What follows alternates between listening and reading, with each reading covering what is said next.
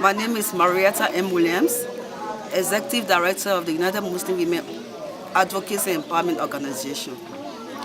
What was life like for women here during the Civil War? Life for women during the Civil War was very miserable because these women were vulnerable. Their husbands were on the battlefield and they were at home fending for food for their children and for their husbands. And at the same time, the fighters were all over the country, preventing these women to go around to look for food for their children. Schools were closed, there were no hospitals, women died in childbirth, and so many things women underwent. Now the war is over, some of those problems have gone away, but you still have other problems. What are those? The problem that we actually have is illiteracy. The illiteracy among our rural women is 95%, which if organizations like TrustAfrica could tackle will be better in the betterment for this country. Illiteracy, again, the women need skill training. Because if you are educated, at least you will be able to do something for your livelihood. So these are the problems that are faced by the women here.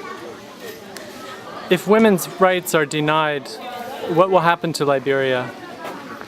Well, if women's rights are denied, we come to square A again. There will be more problems because women actually are supporting hands to men. So women have to have these rights for them to be able to know what is good for them to engage into development, and for them to do something for themselves and for their homes. Sometimes men are resistant to women organizing and going to school and getting literacy and fighting for women's rights like this. But here I see many men and boys who seem to be supportive of it. Why are they?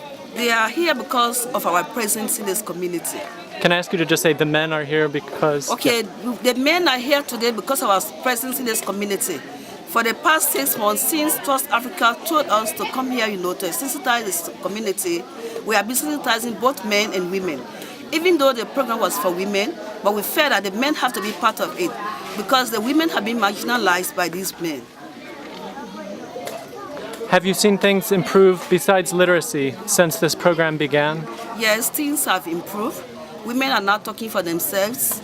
They have known about their rights and responsibility. They have known that they have the rights to own property, they have the rights to go to school, and they have the right to engage in businesses. They even have the right to meet as a group to discuss issues affecting them in their communities. I trust Africa, and we thank them very much for what they are doing for us today. Our community has been done. 95% of the people here are illiterate. They can neither read nor write. But because of their presence in Liberia, we are very, very much thankful to them, and they should continue their projects.